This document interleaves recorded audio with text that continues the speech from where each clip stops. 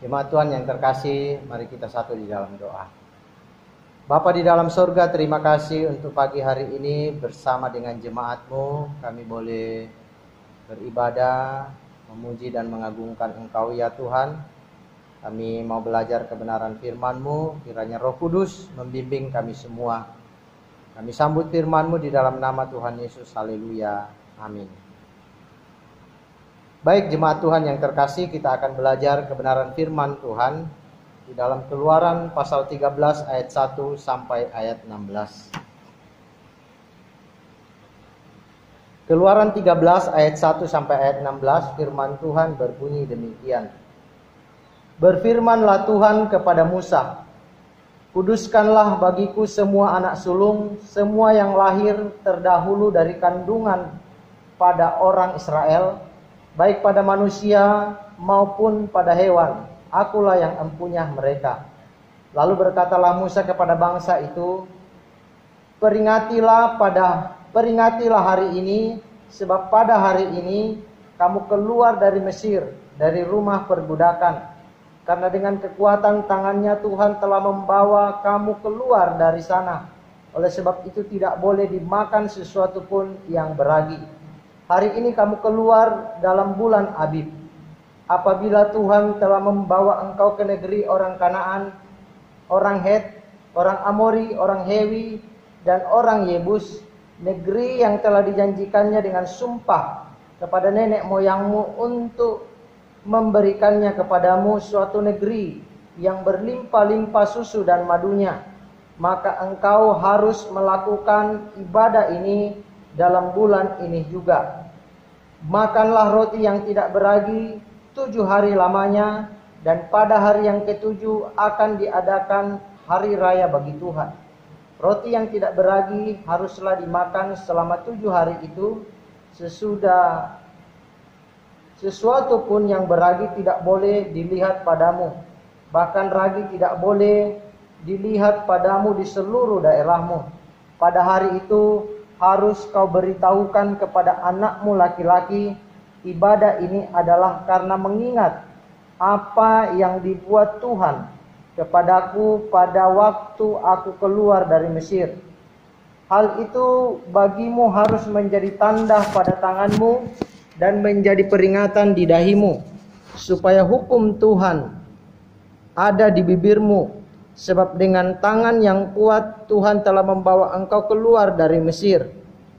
Haruslah kau pegang ketetapan ini pada waktunya yang sudah ditentukan dari tahun ke tahun. Apabila engkau telah dibawa Tuhan ke negeri orang Kanaan, seperti yang telah dijanjikannya dengan sumpah kepadamu dan kepada nenek moyangmu, dan negeri ini telah diberikannya kepadamu, maka haruslah kau persembahkan bagi Tuhan segala yang lahir terdahulu dari kandungan. Juga setiap kali ada hewan yang kau punyai beranak pertama kali, anak jantan yang sulung adalah bagi Tuhan. Tetapi setiap anak keledai yang lahir terdahulu, kau tebuslah dengan seekor domba. Atau jika engkau tidak menebusnya, engkau harus mematahkan batang lehernya. Tetapi mengenai manusia, setiap anak sulung di antara anakmu lelaki haruslah kau tebus. Dan apabila anakmu akan bertanya kepadamu di kemudian hari, apakah artinya itu? Maka haruslah engkau berkata kepadanya, dengan kekuatan tangannya Tuhan telah membawa kita keluar dari Mesir, dari rumah perbudakan.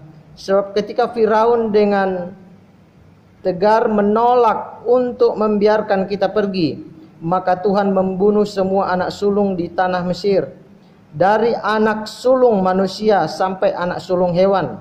Itulah sebabnya maka aku biasa mempersembahkan kepada Tuhan segala binatang jantan yang lahir terdahulu dari kandungan. Sedang semua anak sulung di antara anak-anakku lelaki kutebus. Hal itu harus menjadi tanda pada tanganmu dan menjadi lambang di dahimu.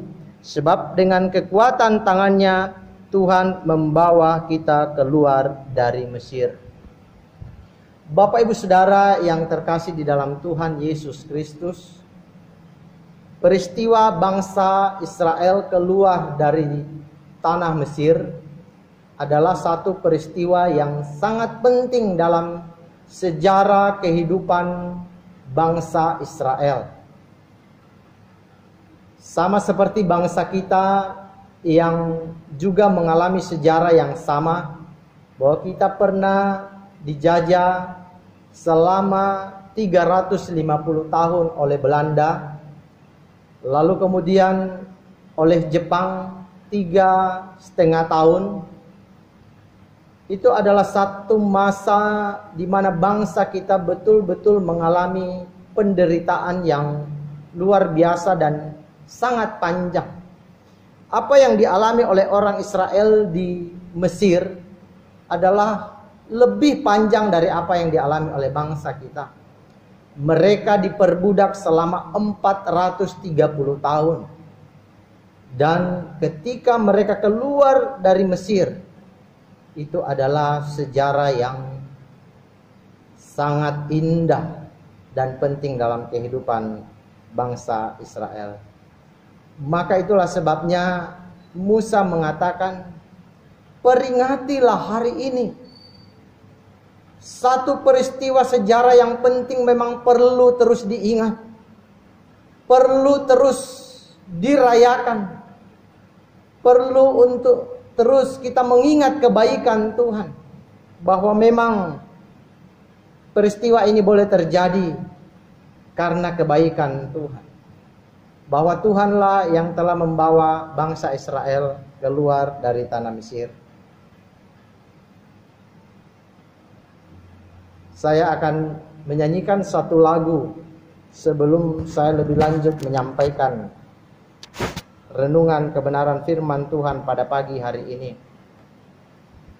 tentang bagaimana kita mengingat kebaikan Tuhan. Demikian pujian ini. Selalu ku ingat segala kebaikan-Mu di waktu lalu hingga kini. Betapa sayang Tuhan kepadaku, tak pernah Kau tinggalkanku. Ku selalu bersyukur kepadamu, besar setiamu di sepanjang hidupku. Segala yang ku perlu telah Kau sediakan. Sungguh besarlah kasih setiamu. Selalu ku ingat segala kebaikan. Bapak Ibu Saudara yang kekasih di dalam Tuhan, saya percaya bahwa kita semua selalu mengalami kebaikan Tuhan. Amin. Bahwa setiap kita selalu menikmati dan merasakan betapa baiknya Tuhan dalam hidup kita hari lepas hari. Bahwa baik itu suka, baik itu duka, selalu muncul kebaikan Tuhan di dalamnya. Dan Dia tidak pernah sekalipun melakukan yang jahat buat kita. Tuhan itu memang baik dan sungguh teramat baik. Kalau hari ini kita masih ada, hari ini kita masih sehat, kita masih kuat, itu karena kebaikan Tuhan. Hari ini kita masih bisa menghirup napas yang segar. Bahkan kita telah menerima penebusan oleh darah Yesus Kristus di atas kayu salib. Itu semua karena kebaikan Tuhan. Raja Daud pernah berkata, Tuhan itu baik kepada semua orang dan penuh rahmat terhadap segala yang dijadikannya. Dalam Mazmur 145 ayat yang ke-9. Karena memang dia merasakan betapa baiknya Tuhan. Bahkan bukan untuk dia saja, tetapi untuk seluruh umat manusia yang ada di muka bumi ini. Kebaikan Tuhan nyata dalam kehidupan umatnya yang perlu terus kita ingat. Perlu terus kita renungkan. Bahwa setiap waktu, setiap detik dalam hidup kita, itu semua boleh terjadi karena kebaikan Tuhan. Jangan pernah kita mengabaikan itu. Nah, apa sajakah kebaikan Tuhan menurut pembacaan kita pada pagi hari ini? Ada dua hal yang boleh saya catat Bapak Ibu Saudara tentang kebaikan Tuhan itu. Yang pertama adalah memimpin umatnya. Bahwa Tuhan itu selalu memimpin kehidupan umatnya. Di Mesir bangsa Israel mengalami pertambahan jumlah yang sangat besar. Hari demi hari bangsa ini terus bertambah jumlahnya. Bahkan sampai membuat Raja Mesir menjadi ketakutan. Bahwa bangsa pendatang ini semakin hari semakin bertambah banyak. Bahkan dia pernah berkata bahwa orang Israel sudah lebih banyak daripada kita. Dan itu menjadi ancaman bagi pemerintahan di Mesir pada waktu itu. Lalu apa yang dibuat oleh Raja Mesir untuk meredam pertumbuhan atau pertambahan jumlah orang Israel yang terus bertambah setiap hari? Dia melakukan penindasan. Dia melakukan kerja paksa kepada orang-orang Israel. Dan dia berharap melalui kerja paksa ini orang Israel akan mati dan mereka semakin berkurang. Tetapi apa yang dipikirkan oleh Firaun tidak seperti itu kenyataannya. Semakin hari semakin ditindas bangsa ini semakin berlipat ganda. Semakin bertambah-tambah. Dan itu sungguh menjadi ketakutan yang luar biasa. Lalu ada cara lain yang dilakukan oleh Raja Mesir. Yaitu menyuruh bidan-bidan yang mau melahirkan orang Israel, mau membantu melahirkan orang Israel, supaya anak laki-laki yang lahir pada orang Israel itu harus dibunuh. Tapi ternyata itu juga tidak berhasil. Bapak Ibu Saudara yang kekasih di dalam Tuhan, apa yang terjadi? Umat Tuhan memang akhirnya terus mengalami penindasan. Setiap hari itu dilakukan. Setiap hari itu dirasakan dalam kehidupan mereka. Dan memang akhirnya itu terjadi cukup lama. Yaitu sepanjang 430 tahun. Tuhan melihat bahwa umatnya sedang menderita.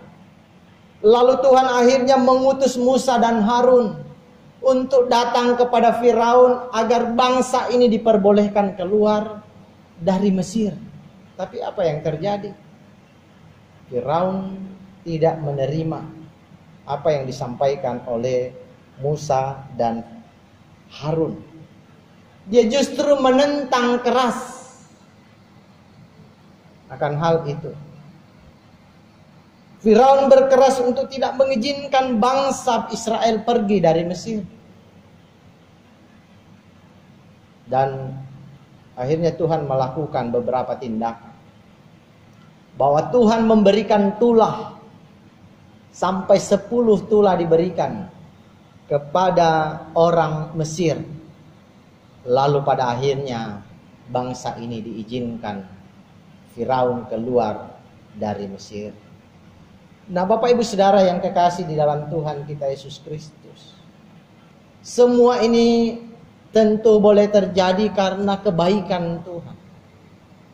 Alkitab berkata bahwa Tuhan membawa umatnya keluar dari tanah Mesir oleh kekuatan tangannya.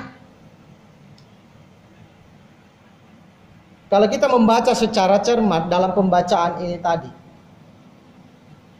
saya mencatat ada 6 kali dikatakan bahwa Tuhan membawa bangsa Israel keluar dari Mesir. Dan sebanyak 4 kali dikatakan dengan kekuatan tangannya Tuhan membawa bangsa Israel keluar dari tanah Mesir. Itu artinya apa, Bapak Ibu Saudara? Bahwa bangsa Israel boleh keluar dari perbudakan di Mesir bukan karena belas kasihan Firaun, bukan karena kemampuan Musa dan Harun, tetapi semata-mata oleh karena kekuatan tangan Tuhan, oleh karena kemahakuasaan Allah yang membuat mereka bisa keluar dari Mesir. Kalau kita baca di pasal-pasal sebelumnya, di sana kita melihat bahwa walaupun berkali-kali tulah ini diberikan, Firaun berkeras hati. Firaun tidak mengizinkan bangsa ini keluar. Karena memang kita tahu bahwa Firaun adalah seorang raja yang jahat.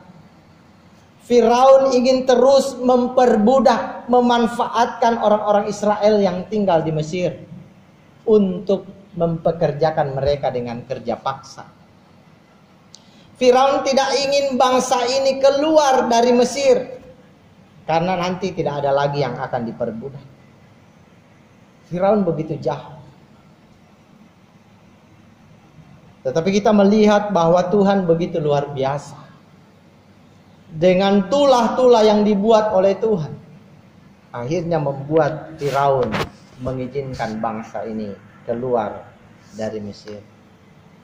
Ini hal yang sangat indah, Bapak Ibu Saudara, bahwa oleh kekuatan tangan Tuhan, bangsa Israel boleh keluar dari Mesir.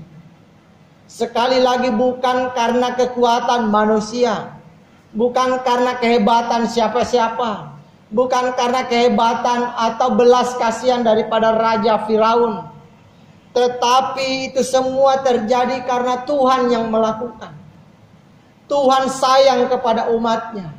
Tuhan berkuasa juga atas segala sesuatu.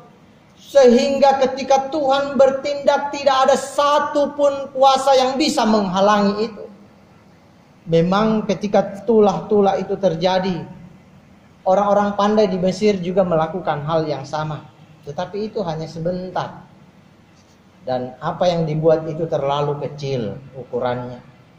Tapi apa yang dilakukan oleh Musa, karena kuasa Tuhan bersama dengan Harun, itu semua boleh terjadi karena kuasa Tuhan.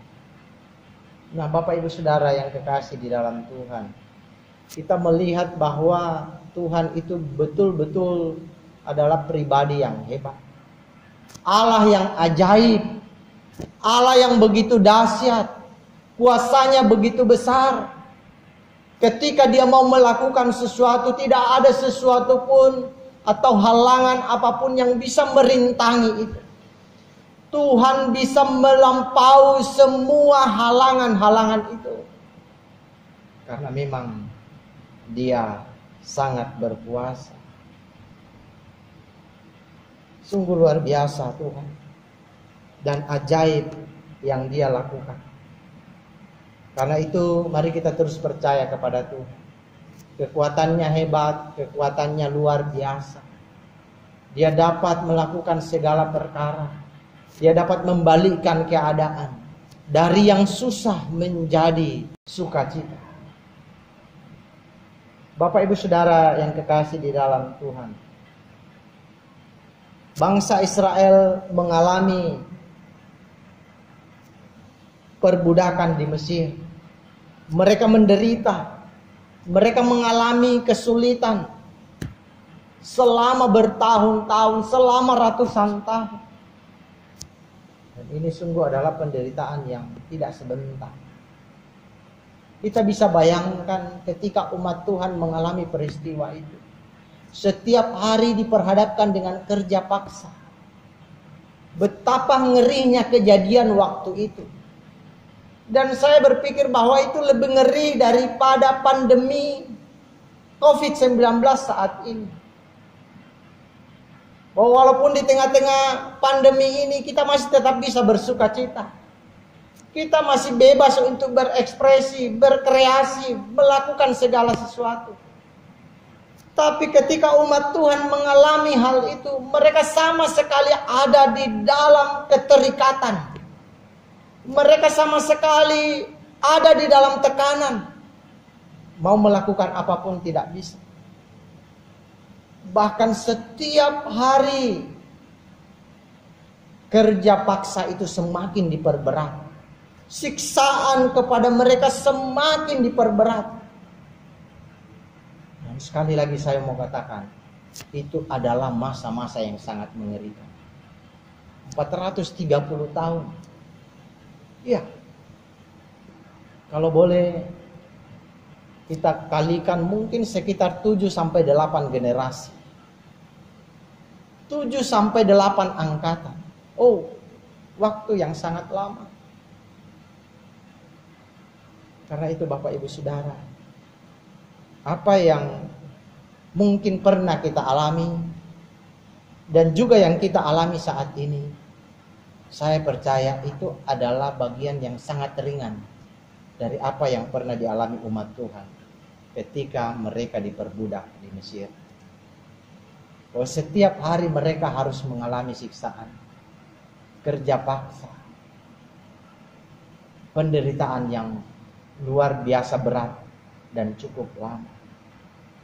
Tapi ternyata akhirnya mereka bisa keluar dari perbudakan itu. Karena ada satu pribadi yang bisa melepaskan mereka. Ada satu pribadi yang bisa membawa mereka keluar dari penyiksaan itu. Yaitu Allah itu sendiri. Allah lah yang telah melakukan semuanya dengan kekuatan tangannya. Dan membawa umatnya keluar dari penderitaan.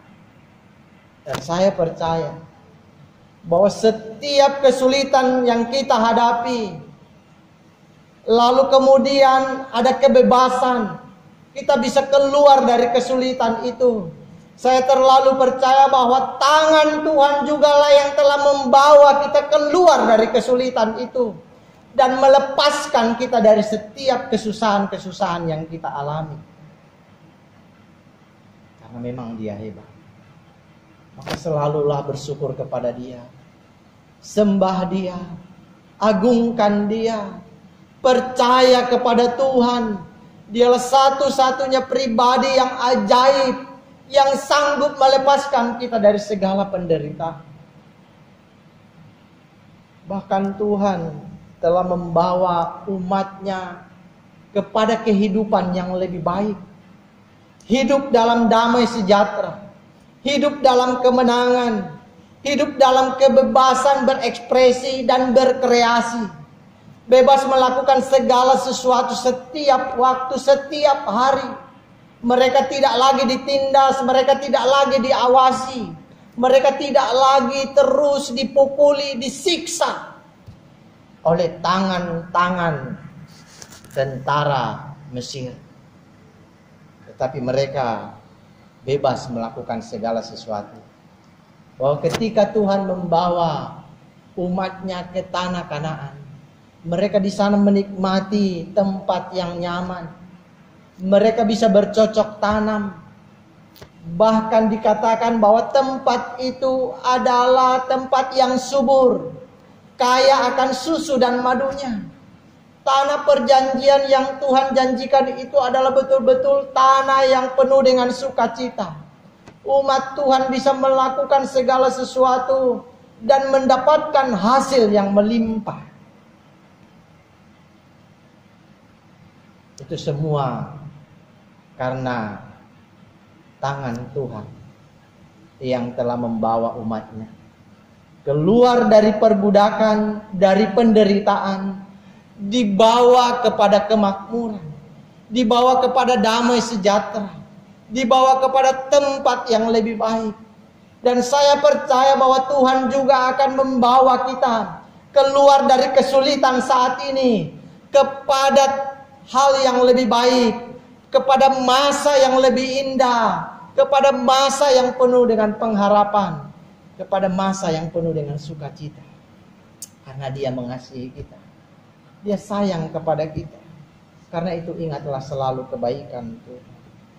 Bapak ibu saudara yang kekasih di dalam Tuhan Yesus, bersandarlah pada Tuhan yang selalu memimpin kita. Hanya Dialah sandaran kita. Jangan kita bersandar pada kekuatan kita sendiri, karena kita ini terbatas. Jangan juga bersandar kepada orang lain, karena sama orang lain juga terbatas. Tuhan adalah pengharapan kita. Mari kita selalu berjalan dalam pimpinan Tuhan setiap hari. Mulai dari pagi sampai malam hari, mari kita terus mengikuti pimpinan Tuhan. Apa yang Tuhan mau kita kerjakan, apa yang Tuhan izinkan terjadi dalam hidup kita, kita hadapi saja. Bahwa Tuhan akan terus memimpin kita di dalamnya. Sehingga kita aman. Kita selalu dalam kondisi yang baik, dalam situasi yang sedang tidak baik. Sekali lagi saya mau katakan, kita akan selalu ada dalam keadaan baik dalam situasi yang sedang tidak baik saat ini. Karena memang Tuhan sang pemimpin kita, Dia sanggup menyediakan semuanya buat kita. Percaya bahwa Ia akan memimpin kita keluar dari kesulitan kepada terang hidup yang lebih baik. Percaya bahwa Tuhan tidak akan mengizinkan kesulitan ini selamanya terjadi. Tapi Dia akan memberikan satu masa yang lebih baik buat kita. Badai pasti berlalu. Percayalah jemaat Tuhan. Tuhan itu baik. Dan akan memberikan yang terbaik bagi kita. Kalau saat ini kita melihat di beberapa negara, ada satu keadaan yang lebih baik. Bahwa kalau tidak salah per hari ini atau kemarin, itu pasien terakhir COVID-19 di negara asal COVID ini, yaitu China, itu berakhir. Lalu kemudian di beberapa tempat juga mengalami peningkatan yang sama. Bukankah itu hal yang begitu membahagiakan? Dan mari kita juga optimis melihat bahwa kota kita, bangsa kita juga akan terbebas dari COVID-19 ini. Karena Tuhan akan memimpin kita pada keadaan yang lebih baik. Amin. Yang kedua, Bapak Ibu Saudara, kebaikan Tuhan selain memimpin umatnya, Ia juga menebus umatnya. Saya bacakan ayat 14 dan ayat 15. Dan apabila anakmu akan bertanya kepadamu di kemudian hari, apakah artinya itu? Maka haruslah engkau berkata kepadanya, dengan kekuatan tangannya Tuhan telah membawa kita keluar dari Mesir, dari rumah perbudakan. Sebab ketika Firaun dengan tegar menolak untuk membiarkan kita pergi, maka Tuhan membunuh semua anak sulung di tanah Mesir, dari anak sulung manusia sampai anak sulung hewan. Itulah sebabnya maka aku biasa mempersembahkan kepada Tuhan segala binatang jantan yang lahir terdahulu dari kandungan. Sedang semua anak sulung di antara anak-anakku lelaki kutebus. Bapak Ibu Saudara yang kekasih, Allah telah memisahkan, menguduskan anak-anak sulung bangsa Israel dari kematian dalam tulah yang ke-10. Dan anak sulung orang Mesir, bahkan anak sulung hewan pun itu mati dalam malam itu juga pada tulah yang ke-10. Tetapi anak-anak Tuhan, anak sulung orang Israel, terbebas dari peristiwa itu. Karena memang Tuhan yang melindungi mereka. Tuhan yang menguduskan mereka sehingga mereka aman. Bahwa melalui darah anak domba yang dioleskan pada ambang pintu, itu berarti bahwa di situ orang Israel dan malaikat maut melewati itu. Karena Tuhan melindungi umat. Mereka juga telah dibebaskan Tuhan dari perbudakan di Mesir. Bapak ibu saudara yang kekasih di dalam Tuhan, kejadian ini begitu indah. Tuhan telah menebus umatnya, mengkuduskan, memisahkan anak-anak sulung orang Israel, sehingga mereka tidak mengalami kematian itu. Tapi hanya anak-anak sulung orang Mesir dan anak sulung hewan orang Mesir yang mengalami kematian pada saat itu. Karena memang Tuhan melindungi mereka. Ini menjadi gambaran bagaimana Kristus mati untuk kita dan memisahkan dan membebaskan kita dari perbudakan dosa. Bahwa Tuhan telah menebus kita dari dosa-dosa kita. Tuhan telah mengkuduskan kita. Tuhan telah memberikan kelepasan kita dari perbudakan dosa. Dan kita memperoleh hidup yang kekal. Sungguh luar biasa apa yang Tuhan lakukan dalam hidup kita. Keselamatan yang kita peroleh bukan karena kebaikan kita. Bukan karena upaya kita. Bukan karena usaha kita. Tapi semata-mata karena pemberian Allah. Kematian orang Mesir, karena memang itu hukuman bagi mereka. Tapi kehidupan yang Tuhan berikan kepada anak sulung orang Israel, itu adalah hadiah, anugerah yang Tuhan berikan kepada umatnya. Karena Tuhan mau melindungi umat, agar umat Tuhan membuang segala yang beragi. Tadi kita baca di dalam mulai dari ayatnya yang ke-6. Dikatakan di sana, makanlah roti yang tidak beragi 7 hari lamanya. Dan pada hari yang ke-7 akan diadakan hari raya bagi Tuhan. Roti yang tidak beragi haruslah dimakan selama 7 hari itu. Sesuatu pun yang beragi tidak boleh dilihat padamu. Bahkan ragi tidak boleh dilihat padamu di seluruh daerahmu. Bapak ibu saudara yang kekasih di dalam Tuhan, dalam malam itu orang Israel diperintahkan untuk makan roti yang tidak beragi, bahkan selama 7 hari ke depan, sampai pada hari perayaan Paskah. Karena apa Bapak ibu saudara? Karena memang Tuhan menginginkan umatnya untuk selalu mengingat kasih Tuhan, kebaikan Tuhan dalam hidup mereka.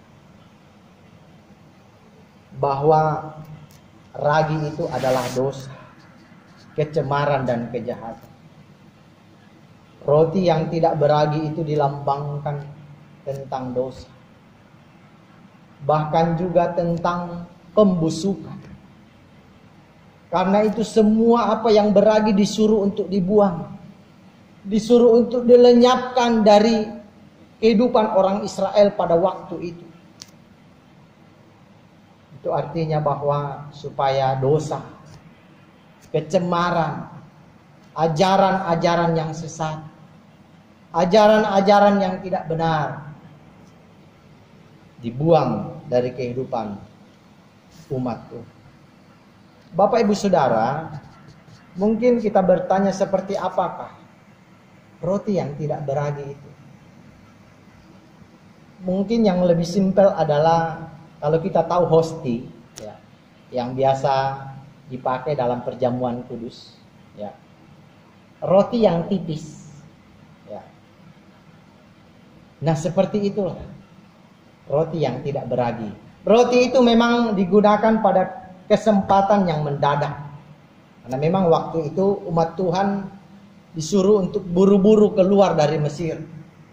Bahwa malam itu ketika anak sulung orang Israel mati, lalu Firaun memerintahkan silakan keluar. Mereka buru-buru pergi dan meninggalkan Mesir. Dan mereka hanya bisa untuk makan makanan itu pada saat itu. Bahkan dalam 7 hari ke depan. Juga digunakan dalam saat panen, dalam kurban. Bahkan juga sebagai roti unjukan. Digunakan selama 7 hari pada perayaan roti tidak beragi dan pada perayaan Paskah. Itu yang boleh kita tahu bersama tentang roti yang tidak beragi. Perayaan pesta roti tidak beragi sesudah pesta Paskah ini memiliki arti bahwa sesudah kita menerima penebusan dari Tuhan Yesus, kita diingatkan untuk tidak makan dalam tanda petik roti tidak beragi. Ya, tentu bukan secara hurufiah. Dan memiliki 2 makna. Yang pertama yaitu bahwa ragi itu adalah dosa. Sedangkan ragi yang lain adalah ajaran yang tidak benar. Setelah dosa kita diampuni, kita tidak boleh lagi berkubang dalam dosa atau mengikuti ajaran yang tidak sesuai dengan firman Tuhan yang murni. Karena itu Bapak Ibu Saudara, setelah kita mendapat penebusan dari Tuhan Yesus, mari kita melepaskan segala ragi itu. Mari kita melepaskan segala kecemaran itu. Kita lepaskan dosa dari kehidupan kita. Kita tidak lagi diperbudak oleh dosa. Kita tidak lagi hidup di dalam dosa. Karena memang Tuhan membenci akan kecemaran. Tuhan benci kepada dosa. Dan mari kita hidup benar. Hidup kudus. Hidup takut akan Tuhan. Kita yang sudah menerima penebusan ini, pengampunan dosa ini. Apa yang bisa kita berikan kepada Tuhan? Hanya dengan membuang ragi itu. Membuang dosa dalam hidup kita. Tidak lagi hidup di dalam dosa. Tidak lagi hidup di dalam kecemaran. Itu yang perlu kita lakukan Bapak Ibu. Karena Tuhan itu kudus adanya. Mari kita hidup kudus. Hidup benar. Hidup takut akan Dia.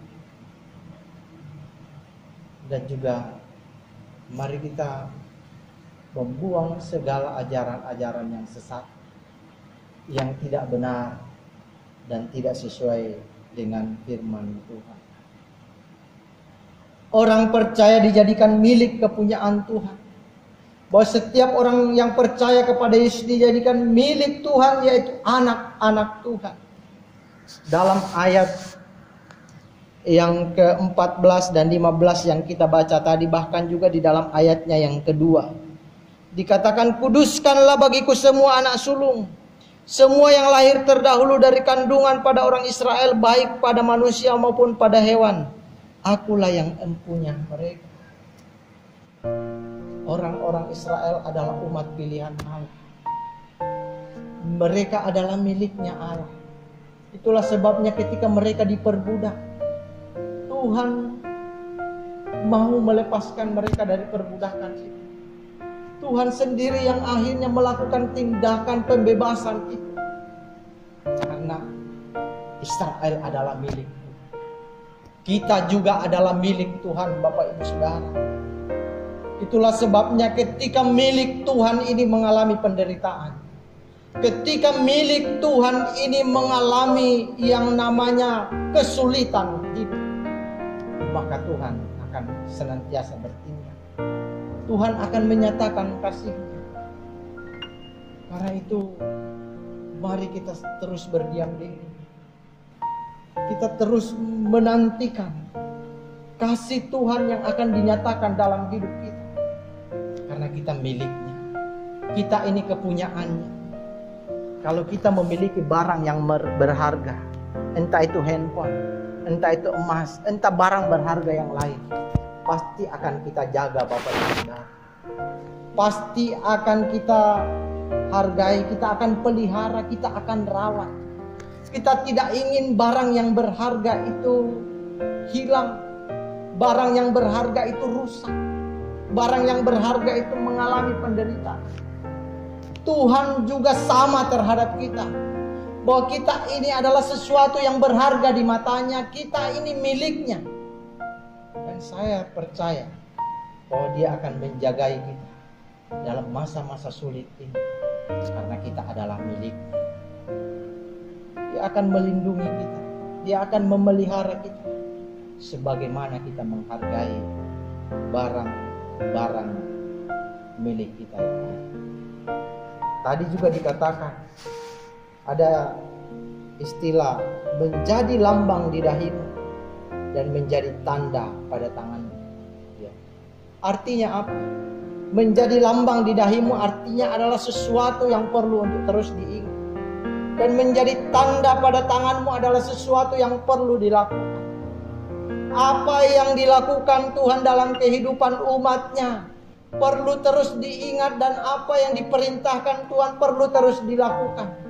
Demikian juga dalam kehidupan kita Bapak Ibu Saudara, bahwa apa yang Tuhan perintahkan dalam hidup kita, apa yang Tuhan lakukan dalam hidup kita, mari terus kita ingat.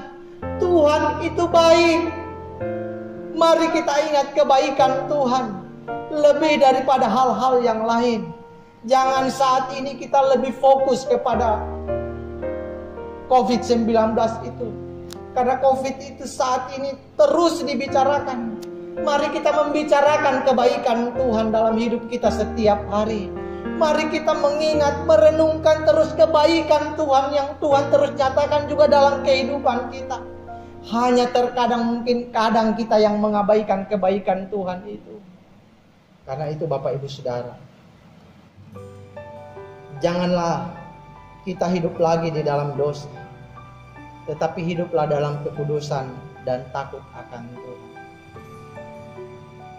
Persembahkanlah yang terbaik bagi Tuhan, karena Dia sudah mempersembahkan hidupnya bagi saya dan Bapak Ibu Saudara sekalian.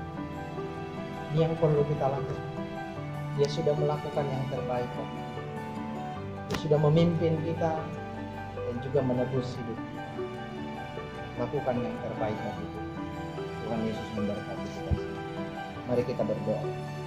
Terima kasih Bapa di dalam surga untuk kebenaran firman-Mu yang sudah kami pelajari bersama pada pagi hari ini. Mari Engkau teguhkan firman-Mu di dalam hati kami, sehingga kami boleh menjadi pelaku-pelaku firman. Terima kasih Tuhan. Jemaat Tuhan yang kekasih, arahkanlah hatimu kepada Tuhan dan terimalah berkat-Nya. Tuhan memberkati engkau dan melindungi engkau. Tuhan menyinari engkau dengan wajah-Nya dan memberi engkau kasih karunia. Tuhan menghadapkan wajah-Nya kepadamu dan memberi engkau damai sejahtera. Amin.